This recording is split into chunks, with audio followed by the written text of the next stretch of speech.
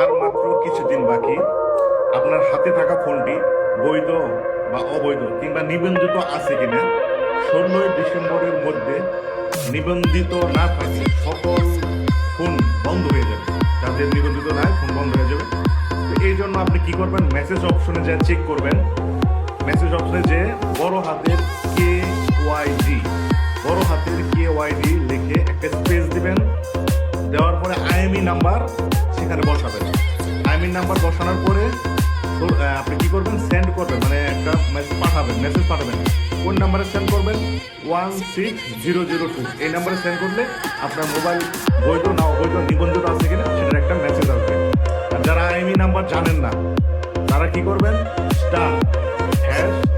*#06# এটা দিলে আপনি IMEI নাম্বার পাবেন। আপনার ফোন থেকে ডায়াল অপশনে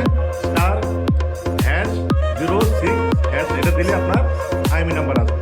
তো এই IMEI নাম্বারটা কি করবেন, মেসেজ অপশনে যে আপনি কি করবেন, বড় হাতের KYD লিখে একটা স্পেস দিবেন, সেখানে IMEI নাম্বার বসাবেন। এই IMEI নাম্বারটা কি করবেন, আপনি 16002 নাম্বারে সেন্ড করবেন। তাহলে আপনার একটা মেসেজ আসবে আপনার ফোন বৈধ না অবৈধ। তো এটার জন্য সরকার 16 তারিখ পর্যন্ত একটা নির্দিষ্ট ডেট দিয়ে দিচ্ছে। এরপরে অনিবন্ধিত ফোন সব বন্ধ হয়ে যাবে। ভিডিওটি সবাই শেয়ার করুন, সবাইকে জানিয়ে দিন। আসসালামু আলাইকুম।